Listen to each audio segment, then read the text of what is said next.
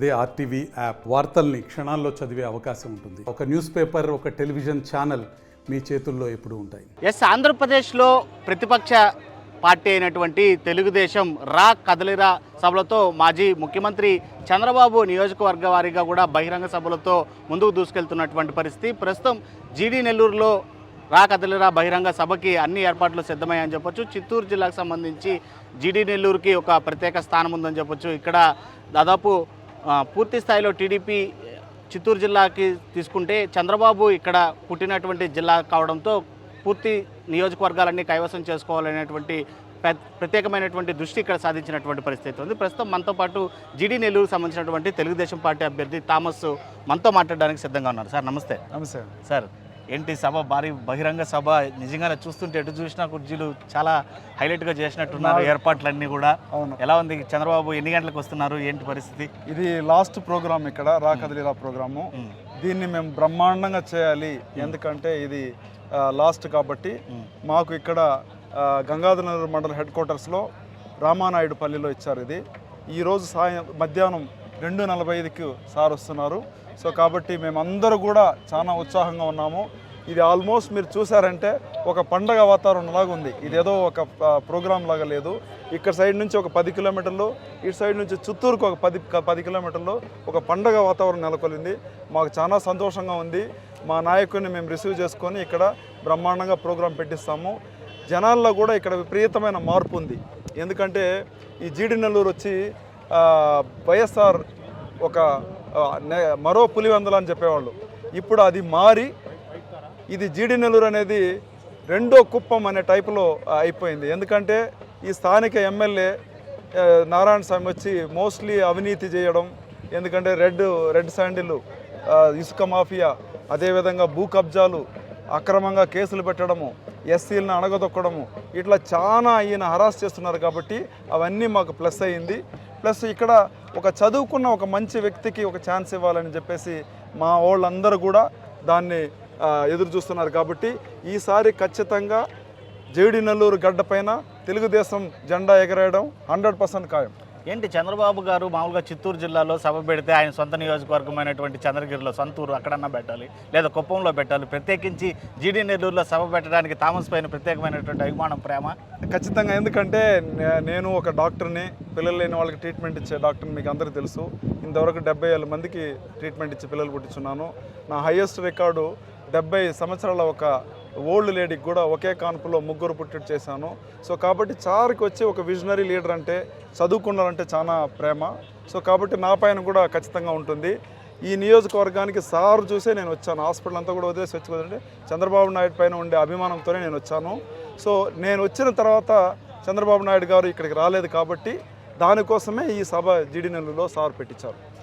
ఏంటి సార్, జీడీ నెల్లూరులో ఇప్పుడు మీరు రాష్ట్ర వ్యాప్తంగా కూడా టీడీపీ జనసేన పొత్తులో ఉండేటువంటి పరిస్థితి ఉంది. సో జీడీ నెల్లూరులో పరిస్థితి ఏ విధంగా ఉంది? ఆ జనసేన పూర్తి మద్దతు ప్రకటించేటువంటి పరిస్థితులు కనిపిస్తున్నాయి. అటు రాష్ట్రంలో ఈ పొత్తు ఏ విధంగా ఉంటుంది అని చెప్పి మీరు ఎక్స్పెక్ట్ చేస్తారు? ఈ పొత్తు టీడీపీ అభ్యర్థులు కావచ్చు, అంటే మీలాంటి నియోజకవర్గానికి సంబంధించినటువంటి ఇన్ఛార్జీలు కావచ్చు, క్యాడర్ కావచ్చు, ఎలా ఫీల్ అవుతుంది? ఇక్కడ చాలా బాగుంది. మేము జనసేన బాగా కలిసికట్టుగా మంచిగా పనిచేస్తున్నాము. జనసేన మాతో పాటు ఉన్నారు. సో నిన్న కూడా వాళ్ళు కూడా క్యాంపెయిన్ చేస్తున్నారు. సుమారుగా 6 మండలంలో కూడా మా జనసేన ఇన్ఛార్జి ప్లస్ మా జనసేన మండల అధ్యక్షులు కూడా వాళ్ళందరూ కూడా వెళ్ళి అక్కడి నుంచి జనాలను పోగు చేసి తీసుకొస్తున్నారు. మేమెవరే కానీ స్వచ్ఛందంగానే వాళ్ళందరూ జనాలు వస్తున్నారు. మేమేమి ఎక్కడే కానీ వాళ్ళని ఏదైనా డబ్బులు ఇవ్వడం అట్లంతా ఏం లేదు. వాళ్ళందరూ స్వచ్ఛందంగానే వస్తున్నారు.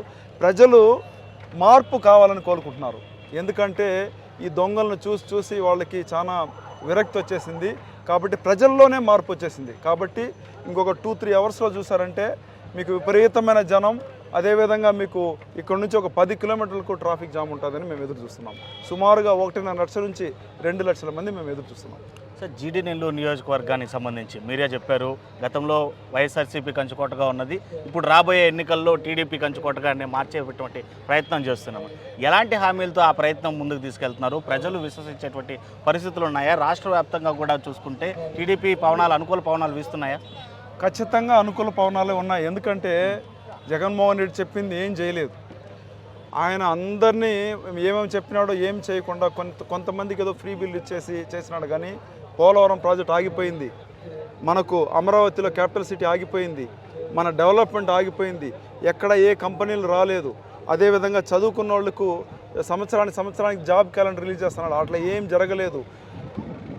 మన ఆంధ్ర రాష్ట్రమే ఒక స్తంభించిపోయింది, ఫర్దర్గా ఎలాంటి డెవలప్మెంట్ చేయలేదు. సో జనాలు కంపేర్ చేసుకుంటున్నారు, చంద్రబాబు నాయుడు గారు ఉన్నప్పుడు ఎలా డెవలప్మెంట్ ఉంది, ఇప్పుడు ఎలా జరుగుతుంది అనేది వాళ్ళకి బాగానే తెలుస్తుంది. కాబట్టి ఈసారి ప్రజలు మార్పు కోరుకుంటున్నారు.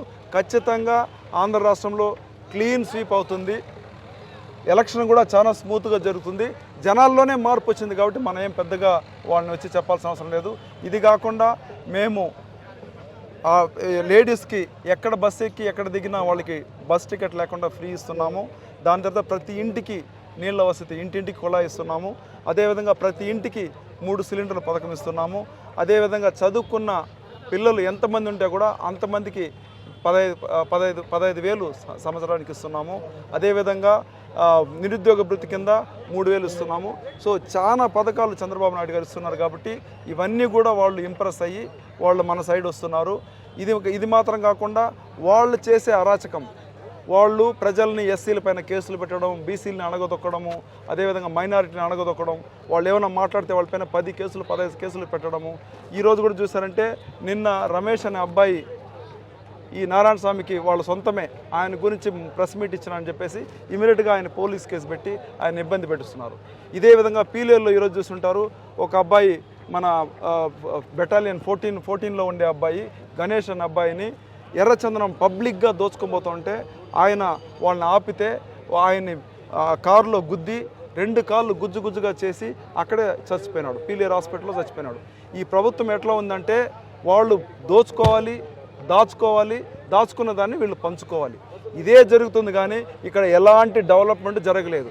ఇది మాత్రం కాదు, వీళ్ళు ఏం చేస్తున్నారంటే ఈ నారాయణ స్వామి ఏం చేస్తున్నారంటే ఇక్కడ దొంగల్ని రెడీ చేస్తున్నాడు, కానీ ఇక్కడ ఎవరే కానీ మంచిగా పరిపాలన చేయలేదు. ఈయనతో పాటు ఎవరు వెళ్తారంటే ఎర్ర శాండల్ దొంగ, అదేవిధంగా ఇసుక మాఫియా దొంగ, వీళ్ళనే పక్కన కూర్చొని పెట్టి తీసుకుపోతాడు. కానీ ఒక మంత్రి వచ్చి వేరే వాళ్ళు ఎవరు ఉండరు. ఈ జీడినెల్లి నియోజకవర్గాన్ని ఒక దొంగ చేతిలో పెట్టాడు, కానీ ఎక్కడ కానీ అభివృద్ధి జరగలేదు. కాబట్టి ఈసారి నారాయణ స్వామిని చిత్తుగా ఓడగొట్టి ఇక్కడ జీడినెల్లూరు గడ్డ పైన తెలుగుదేశం జెండా ఎగరేయడం 100% ఖాయం. మీరేమో ఇవి జరుగుతున్నాయని ఆరోపణలుగా చెప్తున్నటువంటి పరిస్థితి, వాళ్ళేమో మేము సంక్షేమం చేసాం, తాము సిద్ధంగా ఉన్నామని చెప్పి సిద్ధం పేరుతో హోర్డింగ్లు రాష్ట్ర వ్యాప్తంగా పెడుతున్నటువంటి పరిస్థితి, బహిరంగ సభలు కూడా పెడుతున్నటువంటి. మీరు సిద్ధం అని పెట్టుకోండి కరెక్ట్, బట్ మేము జనాలు సిద్ధంగా ఉండాలి కదా. మేము సిద్ధంగా లేము, మేము మార్పు కోరుకుంటున్నాము. ఖచ్చితంగా చంద్రబాబు నాయుడు గారు వస్తేనే చంద్రబాబు నాయుడు గారు ఒక విజనరీ లీడరు.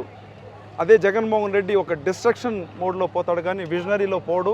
ఖచ్చితంగా జనాలు ఆల్రెడీ 4.5 సంవత్సరంలో విసుగుపుట్టిపోయింది. ఖచ్చితంగా ఈసారి తెలుగుదేశం పార్టీకే ప్రతి ఒక్క చదువుకున్న అభ్యర్థి, ప్రతి ఒక్క యూత్, అదేవిధంగా ప్రతి ఒక్క గవర్నమెంట్ ఎంప్లాయీ అందరూ కూడా తెలుగుదేశం వైపే ఉన్నారు.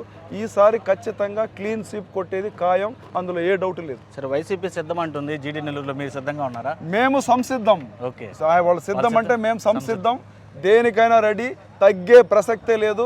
ఈసారి నారాయణ స్వామిని చిత్తుగా ఓడగొట్టి నేను డైరెక్ట్గా చంద్రబాబు నాయుడు గారికి జీడినెల్లూరు కాన్స్టిట్యున్సీని ఒక కానుగ్గా ఇస్తానని మీకు మళ్ళీ కూడా మీడియా ముందు చెప్తున్నాను. Right sir, thank you, all the best. So అది చూస్తున్నాగా, ఏదైతే జీడినెల్లూరు నియోజకవర్గంలో జరుగుతున్నటువంటి అరాచకలే కాకుండా రాష్ట్ర వ్యాప్తంగా వైసీపీ అనేది ఒక అరాచక పాలన జరుగుతుంది.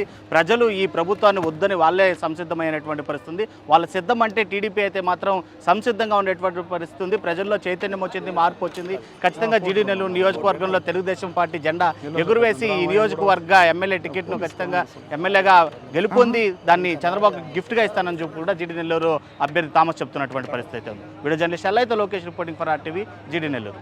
మరిన్ని వీడియోస్ కోసం ఛానల్ ని సబ్స్క్రైబ్ చేయండి, లేటెస్ట్ అప్డేట్స్ కోసం వాట్సాప్ ఛానల్ ని ఫాలో చేయండి, అండ్ లింక్ డిస్క్రిప్షన్ లో ఉంది.